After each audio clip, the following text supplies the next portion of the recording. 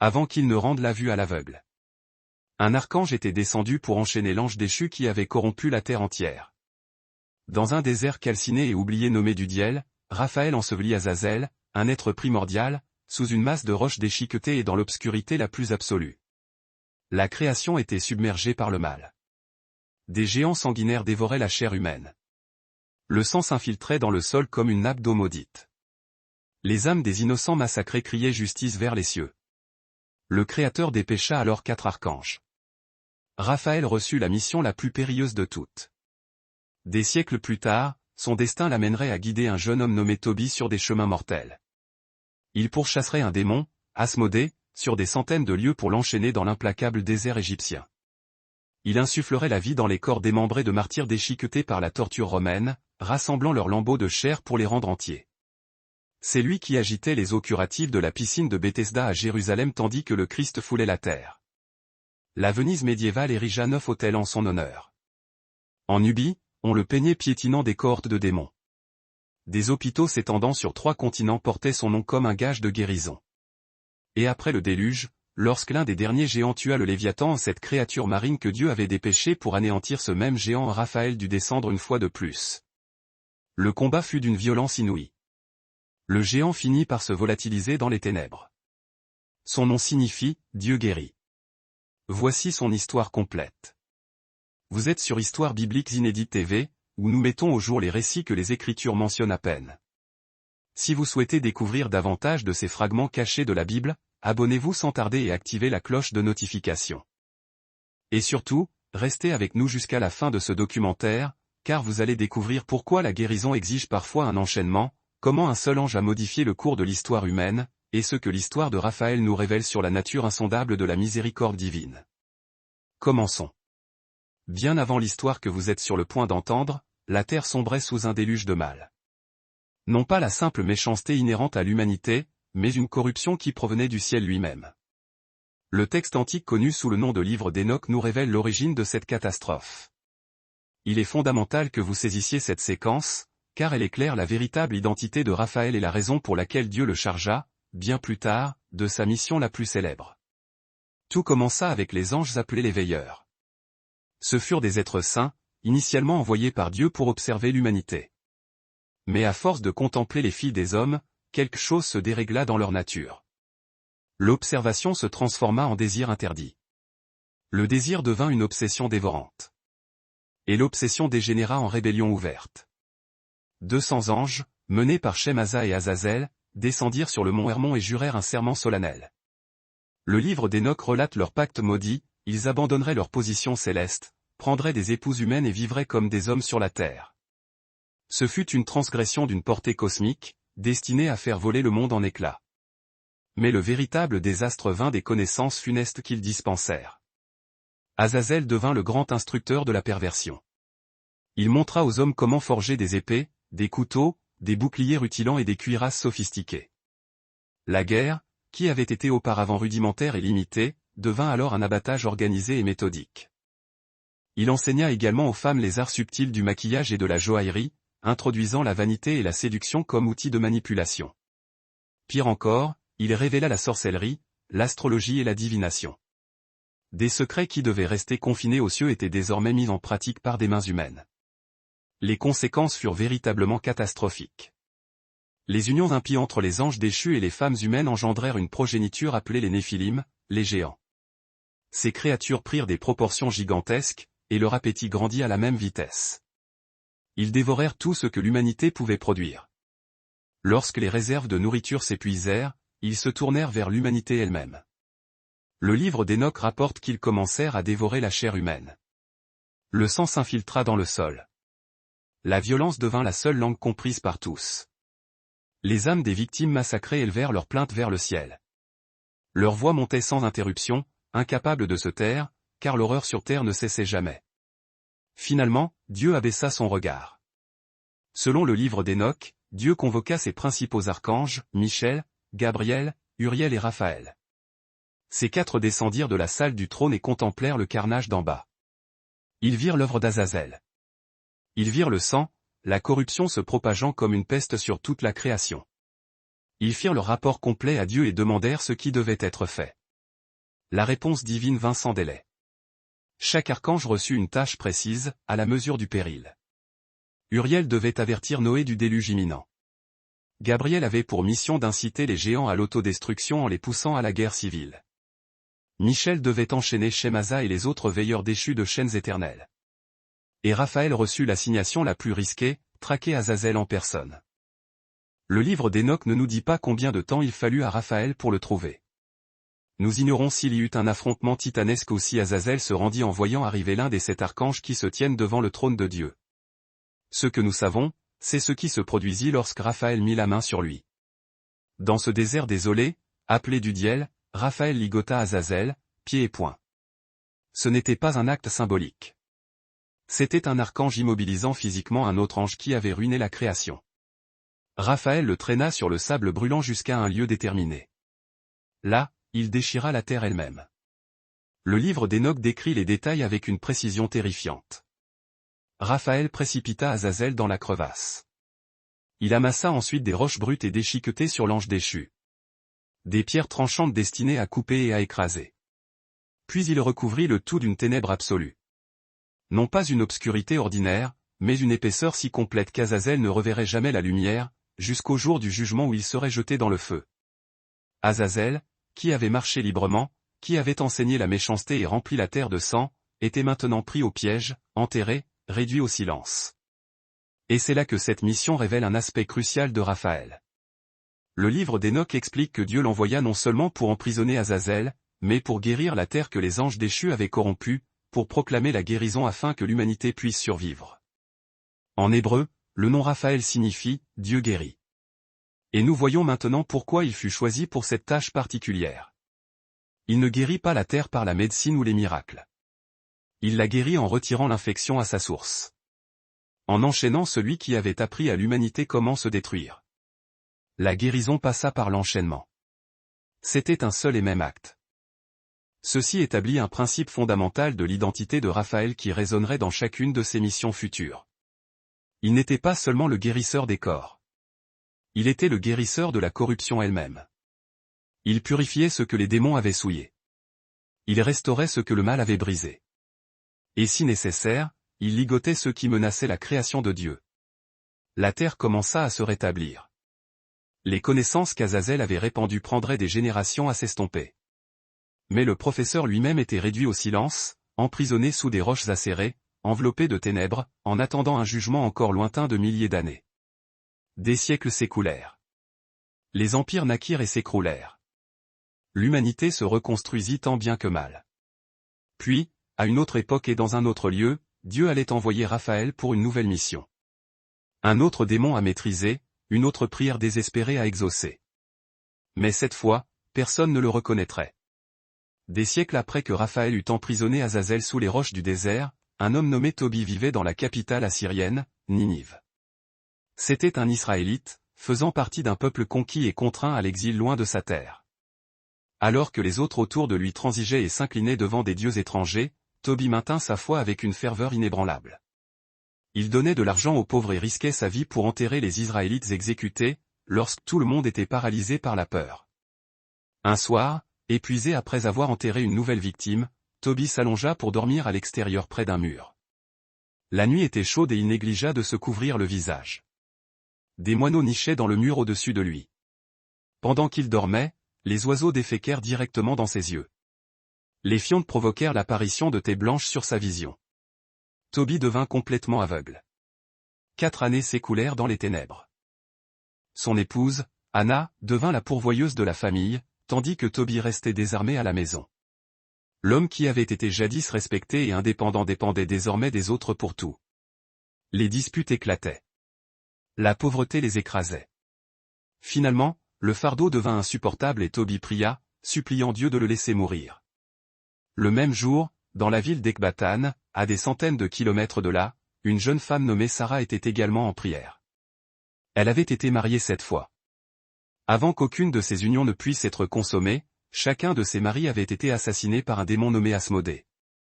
L'Ancien Testament de Salomon décrit ce démon comme celui qui détruit les mariages et tue les hommes qui tentent d'épouser des femmes. Asmodée s'était arrogé Sarah. Après la 7e mort, la société entière se retourna contre elle. Ses propres servantes la raillaient, l'appelant « tueuse de mari ». Elle lui disait qu'elle ferait mieux de rejoindre ses époux décédés dans la tombe. La torture psychologique était incessante. Sarah était l'enfant unique de son père. Si elle se suicidait, cela le détruirait. Mais continuer à vivre signifiait endurer la honte et une terreur surnaturelle sans fin. Elle se dirigea vers sa fenêtre, fit face à Jérusalem, et pria. Elle demanda à Dieu de la retirer de la terre. Le livre de Tobie nous apprend que les deux prières atteignirent le ciel au même instant. Dieu envoya Raphaël. Mais cette fois, l'intervention serait radicalement différente de l'enchaînement d'Azazel dans le désert. Raphaël n'arriva pas dans une gloire flamboyante. Au lieu de cela, il descendit à Ninive déguisé en jeune homme ordinaire. Il prit le nom d'Azaria, fils d'Anania, et se posta sur la place du marché, tel n'importe quel voyageur en quête d'emploi. Personne qui le voyait n'avait la moindre idée qu'il regardait l'un des 7 archanges qui se tiennent devant le trône de Dieu. Pendant ce temps, Tobie se souvint soudain de quelque chose. Des années auparavant, il avait déposé 10 talents d'argent chez un homme nommé Gabel, dans la ville de Rages. Il appela son fils Tobie et lui expliqua que quelqu'un devrait voyager pour récupérer cet argent. Le voyage était long et dangereux. Tobie aurait besoin d'un guide digne de confiance, connaissant les routes à travers la Médie. Tobie se rendit sur la place du marché à la recherche d'un compagnon adéquat. C'est là qu'il trouva Raphaël, bien qu'il ignorât, bien sûr, son identité. L'ange, parfaitement déguisé en Azaria, dit qu'il connaissait bien la Médie, y avait voyagé de nombreuses fois, et avait même séjourné chez Gabel à Rages. Tobie le ramena à la maison. Tobie, toujours aveugle, l'interrogea soigneusement sur sa famille et ses origines. Raphaël prétendit être un parent de leur propre tribu. Tobie fut satisfait et l'engagea immédiatement. Le lendemain matin, ils se mirent en route. Ils marchèrent vers l'est en direction de la Médie, Raphaël ajustant sa cadence à la lenteur humaine, refusant de révéler qu'il aurait pu accomplir le voyage en un instant.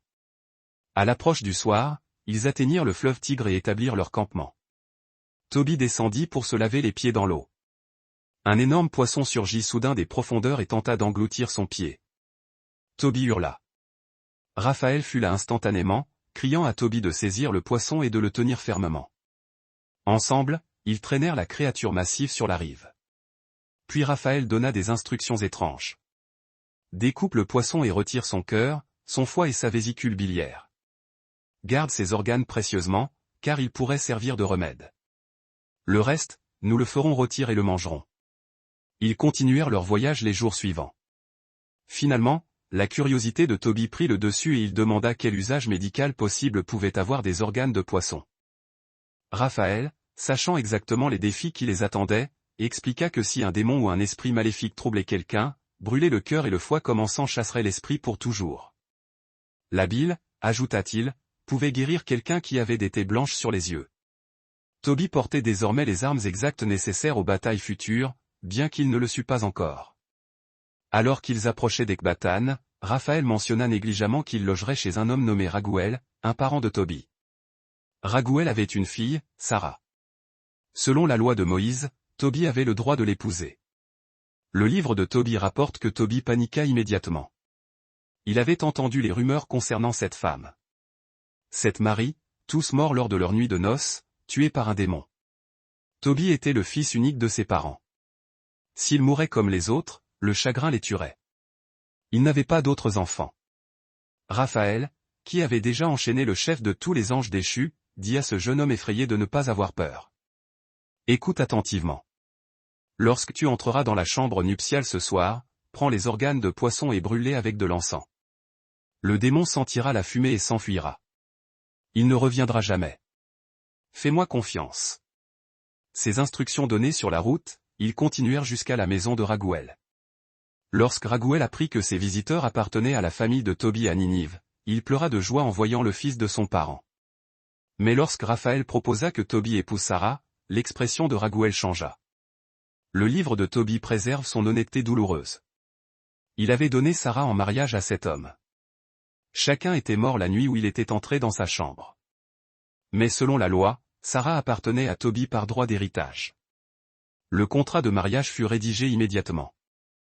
Ce soir-là, tandis que les invités célébraient, Raguel tira discrètement ses serviteurs à l'écart et leur dit de creuser une tombe avant l'aube. Il avait fait cela 7 fois auparavant. Il s'attendait à le faire à nouveau. Sarah fut conduite à la chambre nuptiale. Cette fois, elle s'était tenue sur ce seuil. Cette fois, elle avait vu un démon se matérialiser et assassiner son nouvel époux. Lorsque Toby entra, il agit avec soin et détermination, suivant exactement les instructions de Raphaël. Avant d'approcher Sarah, avant même de lui parler, il prit le cœur et le foie du poisson et les plaça sur des charbons d'encens ardent. Une fumée épaisse et âcre commença à remplir la pièce. Le livre de Toby raconte simplement que lorsque le démon sentit la fumée, il s'enfuit vers les régions les plus reculées d'Égypte. Mais une chose se produisit qu'aucun humain dans la pièce ne put percevoir. Raphaël, qui était resté tranquillement attablé au festin de noces, maintenant son déguisement, poursuivit soudain le démon sur des centaines de kilomètres. Dans les régions supérieures de l'Égypte, loin d'Ecbatane, Raphaël confronta Asmodée. L'archange qui avait enchaîné Azazel ligota maintenant un autre démon exactement de la même manière. La créature qui avait assassiné cet homme fut enchaînée et isolée dans l'implacable désert égyptien. Le matin se leva sur Ecbatane. Raguel envoya un serviteur vérifier la chambre nuptiale, s'attendant à trouver un nouveau cadavre. Le serviteur revint avec une nouvelle stupéfiante. Tous deux étaient vivants, dormant paisiblement. Raguel tomba à genoux et loua Dieu, puis ordonna immédiatement à ses serviteurs de combler la fosse avant que quiconque ne la vît. 7 jours de célébration de mariage s'ensuivirent. Pendant que Toby restait auprès de sa nouvelle épouse, Raphaël voyagea seul jusqu'à Ragès, récupéra les 10 talents d'argent auprès de Gabel, et revint. Il dit ensuite à Toby qu'il devait partir. Sa mère devait être malade d'inquiétude, et ils avaient le remède pour les yeux de son père. Ils se hâtèrent de revenir à Ninive en avance sur la caravane de noces. Lorsqu'ils arrivèrent, Toby se tenait à la porte, toujours aveugle, incapable de voir son fils après leur longue séparation. Toby prit la bile de poisson et en oignit les yeux de son père, suivant les instructions que Raphaël lui avait données près du fleuve Tigre. Le livre de Toby décrit les têtes blanches se décollant comme des écailles. Après 4 années de ténèbres, Toby put soudain revoir. Il tomba en larmes au cou de son fils. Après 7 jours de réjouissance, Toby fit appeler le jeune guide, qui se faisait appeler Azaria, pour lui offrir sa récompense, la moitié de tout ce qu'ils avaient rapporté. Le jeune homme avait fait bien plus que ce qu'on pouvait exiger. Mais Raphaël savait que sa mission était achevée. Il était temps de révéler la vérité. Il demanda à parler en privé à Toby et Toby. Le livre de Toby préserve ce qu'il dit ensuite, le discours le plus long jamais enregistré d'un ange dans les Écritures. Il leur dit de bénir Dieu et de proclamer ses œuvres. Il révéla que lorsqu'ils avaient prié, il avait porté leur prière devant Dieu. Lorsque Toby avait enterré les morts, il avait été présent. Dieu l'avait envoyé pour guérir à la fois Toby et Sarah. Puis Raphaël prononça les paroles qui firent voler le déguisement en éclats. Je suis Raphaël, l'un des 7 anges saints qui présentent les prières des saints et qui entrent et sortent devant la gloire du Saint.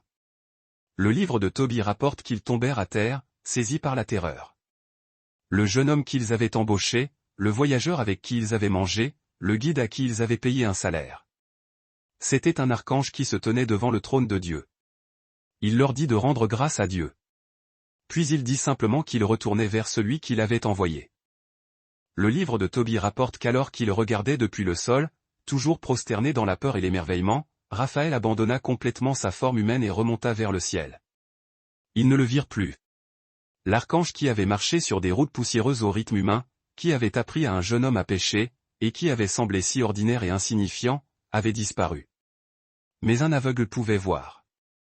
Un démon était ligoté par des chaînes. Une femme était libérée du tourment. 2 familles étaient sauvées. Tout cela parce que l'un des êtres les plus puissants du ciel avait consenti à se déguiser entièrement et à œuvrer patiemment à travers les limitations humaines pour accomplir la volonté de Dieu. Cette mission rendit Raphaël célèbre dans tout le monde chrétien. Mais, enfoui dans son discours de révélation, se trouvait une simple déclaration qui révèle pourquoi il était différent de tout autre ange jamais descendu sur terre. Au fil de la propagation du livre de Toby au sein des communautés chrétiennes, quelque chose d'inattendu se produisit. Les croyants commencèrent à témoigner que Raphaël n'était pas seulement une figure d'un texte antique. Il continuait de guérir, apparaissant à ceux qui en avaient le plus besoin. Entre le 7e et le 8e siècle, les chrétiens coptes d'Égypte et de Nubie écrivirent des récits détaillés de leurs martyrs. Ces textes, appelés Passions, relataient les tortures endurées par les croyants sous la persécution romaine. Une étude universitaire récente analysant ces récits a découvert quelque chose de remarquable. Raphaël apparaît dans 7 d'entre eux, toujours dans le même rôle fondamental, guérisseur. La Passio Anube préserve l'exemple le plus dramatique. Anube était un chrétien qui refusa de sacrifier aux dieux romains. Ses bourreaux déchirèrent son corps en morceaux, dispersant les fragments. Le texte rapporte que Raphaël descendit avec les archanges Michel et Suriel. Ensemble, ils rassemblèrent les morceaux éparpillés et les remirent bout à bout. Puis Raphaël fit quelque chose qui évoque la création d'Adam dans la Genèse. Il souffla sur le visage du martyr. Ce souffle restaura complètement Anube. Cette insistance sur le souffle est significative. Le chercheur qui a analysé ces textes note que Raphaël se spécialisait dans la guérison des blessures qui détruisaient l'unité corporelle, le démembrement, l'amputation, l'éviscération. Quand le corps d'un martyr était mis en pièces, Raphaël le rendait à nouveau entier. Il ne s'agissait pas seulement de guérison physique. Un corps intact était nécessaire pour ériger un sanctuaire en l'honneur du martyr. La guérison préservait non seulement la vie, mais aussi l'héritage. Les types de tortures que Raphaël soignait étaient vastes. La Passio Usabi le décrit guérissant les brûlures dues au torché et les plaies causées par des liquides bouillants. La Passio Pathé rapporte qu'il soignait les fractures résultant de la torture du chevalet, les hémorragies dues au coup de poignard et les lacérations causées par le fouet. Dans chaque cas, la guérison était totale. Aucune cicatrice, aucune faiblesse persistante. Le corps était restauré exactement dans son état initial. Mais l'intervention de Raphaël allait au-delà de la simple guérison des blessures. Dans la Passio Pes, alors que les gardes surveillaient constamment les martyrs emprisonnés, Raphaël les plongea dans un sommeil profond et libéra les prisonniers de leurs chaînes. Dans la Passio Nabrae, lorsqu'un démon posséda le fils d'un officiel romain, le démon s'enfuit de terreur à l'instant même où Raphaël apparut. Le modèle établi par l'enchaînement d'Azazel et d'Asmodée se perpétuait. Les démons ne pouvaient rester en sa présence. La Passio Philotée ajoute un autre détail crucial. Lorsque le martyr Philoté fut jeté dans une fournaise, la mission spécifique de Raphaël fut d'empêcher le feu de détruire son corps. Ceci fait directement écho à ce que nous avons vu avec les anges déchus. Raphaël possède l'autorité sur le feu et sur les démons. Il maîtrise ce qui consume et ce qui détruit. Ce qui rend ces récits coptes particulièrement crédibles est leur spécificité. Il nomme les martyrs. Il nomme les tortures. Il cite des témoins. Et ils décrivent les méthodes de Raphaël dans un détail qui varie légèrement d'un récit à l'autre, suggérant des témoignages indépendants plutôt qu'une légende copiée. Parfois, il guérissait par le toucher. Parfois en passant sa main sur tout le corps. Parfois en faisant le signe de la croix. La variété suggère que des expériences réelles étaient documentées différemment par différentes communautés. Ceci établit quelque chose de crucial concernant l'œuvre continue de Raphaël. Il n'était lié à aucune époque ni à aucun peuple. De l'enchaînement d'Azazel dans le monde antique à la guérison de la famille de Tobie, en passant par la restauration des martyrs dans l'Égypte copte, le modèle resta cohérent. Partout où la corruption nécessitait d'être purifiée, partout où les corps nécessitaient d'être soignés, partout où les démons nécessitaient d'être ligotés, Raphaël apparaissait. Mais il existait un autre lieu de guérison, un lieu qui précédait même ces récits coptes. C'était une piscine à Jérusalem, à l'époque du Christ. L'endroit où les malades se rassemblaient, attendant que l'eau s'agite mystérieusement. Lorsque cela se produisait, la première personne à s'y plonger était guérie. L'évangile de Jean rapporte l'existence de cette piscine, mais ne nomme jamais l'ange qui agitait ces eaux salutaires. Cependant, la tradition chrétienne établirait un lien qui paraît d'une évidence frappante une fois que l'on perçoit la trame. Le chapitre 5 de l'évangile de Jean décrit une scène étrange à Jérusalem. Près de la porte des brebis se trouvait un bassin appelé Bethesda, ce qui signifie en hébreu, maison de la miséricorde. Autour de cette piscine gisaient des foules de personnes souffrantes, des aveugles, des boiteux, des paralytiques, toutes dans une attente douloureuse. Elles attendaient le mouvement de l'eau. À certains moments, un ange descendait et agitait le bassin. Lorsque cela arrivait, la première personne à s'y précipiter était guérie, quelle que soit la maladie qui l'accablait. Jean raconte ce fait avec une simplicité déconcertante, comme si les guérisons angéliques dans un lieu public n'étaient qu'une partie ordinaire de la vie quotidienne dans la Jérusalem du 1er siècle. Cela se passait depuis des années, peut-être même des décennies, créant un cycle d'espoir et de désespoir. Jean n'identifie jamais l'ange responsable de l'agitation de ces eaux miraculeuses. Le texte dit simplement qu'un ange descendait, à certaines saisons, et troublait l'eau. Anonyme, sans nom, juste un ange guérisseur accomplissant son office, désormais rendu caduc et inutile par la présence de Dieu fait chair au milieu d'eux. La tradition chrétienne, toutefois, refusa de le laisser dans l'anonymat. Dès la période médiévale, les églises orientales et occidentales s'accordèrent sur un point essentiel. L'ange de Bethesda était Raphaël. L'étude académique de la dévotion vénitienne au XVIe siècle souligne que, bien que Raphaël ne soit nommé que dans le livre de Tobie, la tradition l'associe systématiquement aux anges anonymes des Saintes Écritures. L'ange de Bethesda en était l'exemple le plus manifeste et le plus limpide. La liturgie médiévale pour la fête de Saint Raphaël rendait cette identification explicite. Ces deuxième et troisième sections utilisaient un sermon de saint Augustin qui associait délibérément le livre de Tobie et le chapitre 5 de Jean, reliant ainsi Raphaël à la piscine de Bethesda. Augustin lui-même invoquait Raphaël sous le titre sublime de Nostra Saluti Medicus, médecin de notre salut, celui qui mène les hommes de l'obscurité de la cécité à la lumière éclatante. Mais ce qui rend le lien avec Bethesda particulièrement captivant, c'est ceci, il ne s'agissait pas d'une guérison d'urgence, comme celle que l'on observe avec les martyrs. Elle était programmée, régulière, prévisible. L'ange descendait à des saisons désignées. Les malades pouvaient s'organiser pour être présents. Ils pouvaient attendre au bord du bassin, sachant que la guérison surviendrait au moment propice. C'était un système, un schéma de guérison établi et accessible à quiconque avait la patience et la force d'attendre. Cela soulève une question difficile avec laquelle les premiers chrétiens ont dû se débattre. Si Raphaël agitait ses eaux de manière régulière, guérissant une personne après l'autre, pourquoi se limitait-il à une seule à la fois? Pourquoi obliger les gens à se concurrencer pour atteindre l'eau en premier? Pourquoi instaurer un système où les personnes les plus faibles, les plus désespérées et les plus lentes avaient paradoxalement le moins de chances d'être guéries? Le texte biblique n'apporte aucune réponse à cette énigme cruelle. La tradition non plus ne l'explique pas. Mais cela révèle une vérité troublante sur la manière dont la guérison divine opérait dans le monde antique. Elle n'était pas toujours juste. Elle n'était pas toujours également accessible à tous. Parfois, le système lui-même générait de l'injustice, même lorsqu'un archange y était directement impliqué. Ce paradoxe allait se perpétuer à mesure que l'histoire de Raphaël se propageait au-delà du monde biblique. Son œuvre de guérison avait touché des patriarches, des prophètes, des familles modestes, des martyrs torturés et des infirmes attendant dans les portiques d'une piscine de Jérusalem. Son action de liage des démons avait libéré des individus et purifié la terre entière. Ses conseils avisés avaient permis à des voyageurs d'achever des périples périlleux en toute sécurité.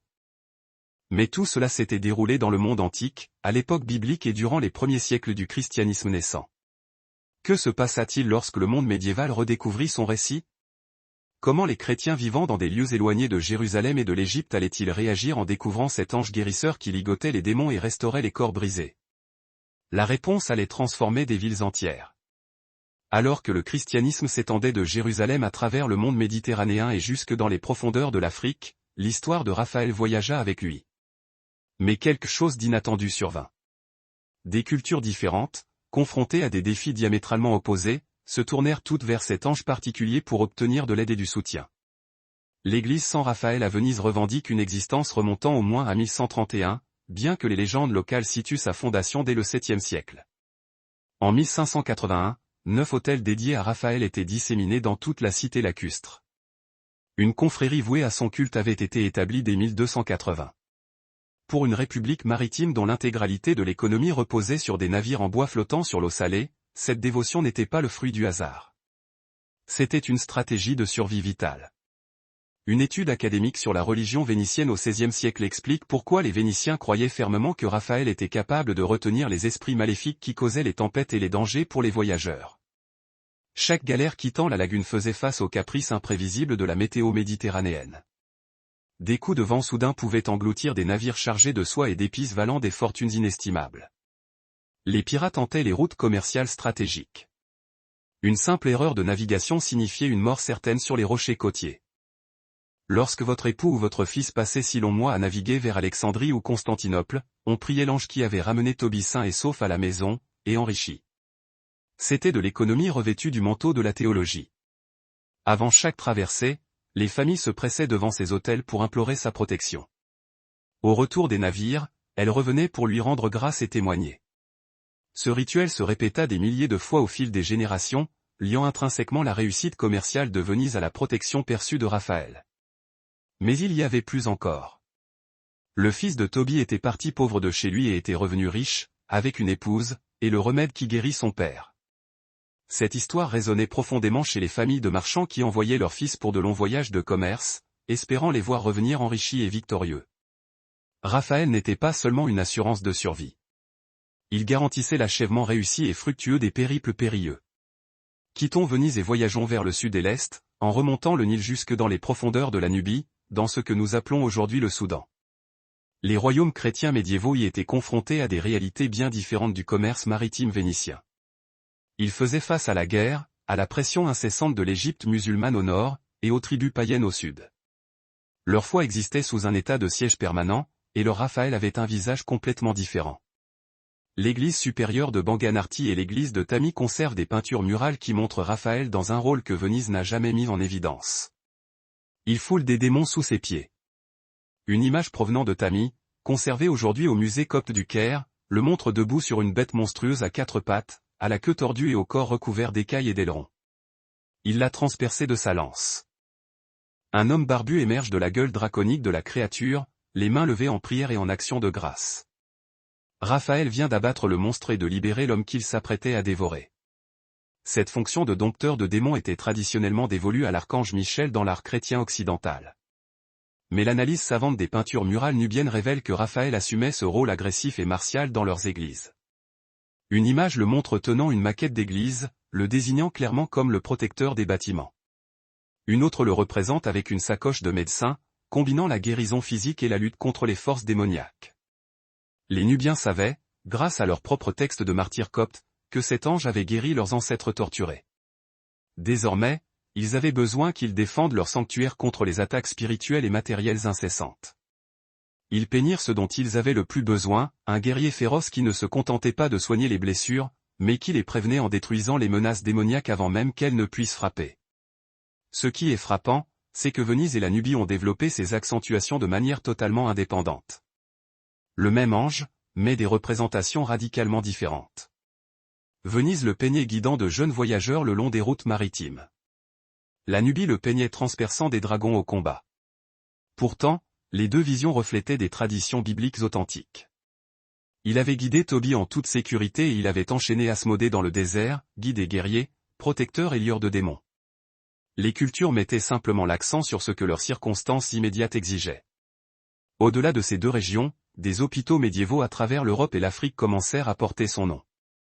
La plus ancienne image enregistrée, découverte à Palerme en 1516 et aujourd'hui perdue, était une fresque antique qui le désignait par le titre de Medicus, le médecin. Les dédicaces d'hôpitaux se répandirent partout où le christianisme s'enracinait, de petites chapelles attachées aux centres de soins, aux institutions médicales majeures, toutes invoquant l'ange dont le nom signifie « Dieu guérit ». Ce qui unissait ces dévotions si diverses était quelque chose de remarquable et d'unique. Raphaël n'a jamais exigé tout cela. Son histoire dans le livre de Tobie souligne qu'il est venu parce que Dieu l'a envoyé, et non parce qu'il cherchait la reconnaissance humaine. Il dit à Tobie et à Tobias de rendre grâce à Dieu, puis il repartit immédiatement. Aucune instruction pour édifier des sanctuaires, aucun commandement pour établir des fêtes liturgiques, absolument rien. À la fin de la période médiévale, son culte s'étendait de Venise à la Nubie, de Palerme aux hôpitaux isolés en montagne. Des confréries s'organisaient autour de sa figure. Les artistes le peignaient sans relâche. Il était devenu l'un des anges les plus vénérés du christianisme par une croissance organique et populaire, et non par une promotion institutionnelle forcée. Les gens se tournaient vers lui parce que d'autres témoignaient qu'il les avait aidés, et cette chaîne de témoignages était plus puissante que n'importe quel décret papal. Mais il y avait une raison profonde pour laquelle cet ange particulier suscitait une telle dévotion. Une bataille livrée dans le monde antique que le livre de Tobie n'a jamais mentionnée. Une confrontation d'une telle violence qu'elle définirait tout ce que Raphaël allait devenir. Pour comprendre pourquoi des millions d'êtres humains ont prononcé son nom à travers les siècles, nous devons revenir aux jours qui suivirent le déluge, alors qu'une seule menace finale et ultime subsistait. Les eaux du déluge étaient venues et s'étaient retirées. La majeure partie de l'humanité avait été noyée. La terre corrompue, que le chef des veilleurs, Azazel, avait souillée, avait été purifiée. Les géants qui avaient terrorisé le monde avaient été détruits. La plupart d'entre eux, du moins. Le livre des géants, préservé en fragments dispersés à travers les langues anciennes, nous révèle un détail qui rend inévitable ce qui allait suivre. Tous les géants n'étaient pas morts lors du déluge. Certains avaient survécu. Leurs formes monstrueuses émergèrent des eaux qui s'éloignaient, et ils recommencèrent leurs méfaits. Alors, Dieu envoya Léviathan, un monstre marin d'une taille et d'une puissance telle que même les géants le redoutaient. Sa mission était de finir ce que le déluge avait commencé. Léviathan réussit dans sa traque sanglante. Un à un, les survivants tombèrent, écrasant les derniers vestiges de la corruption des veilleurs, jusqu'à ce qu'ils rencontrent un géant nommé Oya. Oya était différent de tous les autres. Il était le fils de Shemaz, le chef originel des veilleurs déchus. Tandis que ses frères s'étaient entretués dans des guerres civiles, tandis que d'autres géants avaient été déchiquetés par la manipulation de Gabriel ou noyés par les eaux déchaînées, Oya avait réussi à endurer. Et quand Léviathan vint pour lui, Oya ne s'enfuit pas. Il contre-attaqua. Le livre des géants le rapporte sobrement et sans fioriture, Oya tua Léviathan. Il abattit le monstre que Dieu avait envoyé pour le détruire. La créature qui avait réussi à chasser tous les autres géants rencontra sa fin aux mains d'Oya. C'était un acte de défiance suprême qui faisait écho à la rébellion originelle de son père. Un acte qui exigeait une riposte immédiate et décisive. Dieu envoya Raphaël. Ce n'était pas comparable au liage d'Azazel dans le désert. Azazel avait été vaincu, affaibli en regardant tout son plan s'effondrer. Il avait été emprisonné par un archange au sommet de sa puissance. Mais Oya était d'une autre trempe. Oya venait de tuer un instrument divin du jugement. Oya était fort, endurci par la bataille, et absolument seul, sans plus rien à perdre que sa propre existence. Imaginez la scène finale. Le dernier géant encore debout sur une terre dévastée par la colère divine. Son père Shemaz enchaîné dans les ténèbres, ses frères morts, toute sa civilisation rayée de la surface du monde. Derrière lui, la carcasse colossale de Léviathan saignant dans la boue humide, encore saturée par les eaux du déluge qui se retiraient. Devant lui, descendant des cieux, Raphaël, l'un des 7 archanges qui se tiennent devant le trône de Dieu. Oya savait qui venait pour lui. Il savait ce que cela signifiait. Mais il avait terrassé un Léviathan. Il n'allait pas se rendre sans vérifier si, même un ange céleste, pouvait saigner. Les textes ne nous disent pas combien de temps la bataille dura. Des heures? Des jours? Ils rapportent seulement qu'il y eut lacération. Que Raphaël et Oya se déchiquetèrent avec une violence qui peut paraître choquante pour un ange guérisseur. Mais c'est cela, le modèle de Raphaël. Il ne guérit pas avec douceur lorsque la blessure a cautérisé et la corruption elle-même. Il avait guéri la terre d'Azazel en le ligotant par la force brute. Il avait guéri Sarah d'Asmodée en poursuivant le démon sur des centaines de kilomètres pour l'enchaîner dans le désert égyptien. Guérison par le liage, restauration par la confrontation, élimination radicale de l'infection par tous les moyens nécessaires. Et là, dans le paysage fracassé laissé par le déluge, l'infection finale était Oya lui-même. Le dernier symbole vivant de ce que les veilleurs avaient engendré. Le géant ultime qui refusait de se soumettre au jugement divin, même après la fin du monde. L'ancien manuscrit Part qui préserve ce récit nous dit que la confrontation s'acheva de la même manière que celle d'Azazel. Raphaël infligea le châtiment à Oya. Il le ligota, le maintint fermement. Il le traîna jusqu'à la prison obscure où les veilleurs déchus attendaient leur sentence. Et là, dans l'obscurité éternelle, Oya rejoignit son père, Shemaz, et tous les autres qui avaient brisé les lois du ciel. Avec le liage d'Oya, quelque chose de fondamental et d'irréversible se produisit. La terre était enfin et complètement guérie de la corruption que les veilleurs y avaient introduite. Plus aucun géant ne foulait le monde. Plus aucune progéniture hybride d'anges et d'humains ne dévorait les innocents. L'infection était retirée. La source du mal éliminée. La bataille contre Oya révéla ce que Raphaël avait toujours été. Non pas doux ou féroce, mais les deux. Non pas guérisseur ou guerrier, mais le même être dans 2 manifestations distinctes. Il était l'ange capable d'enchaîner Azazel dans les ténèbres, de guider Tobie sur des chemins dangereux, de traquer Asmodée à travers les continents, de redonner vie à des martyrs démembrés, d'agiter les eaux salutaires à Jérusalem, et de combattre le dernier géant debout sur une terre ravagée. Et selon le livre d'Enoch, son œuvre n'est pas terminée. Un jour, à la fin de toute chose, Raphaël se tiendra à nouveau lors du jugement final. Les prisonniers qu'il a ligotés dans l'obscurité seront amenés à la lumière.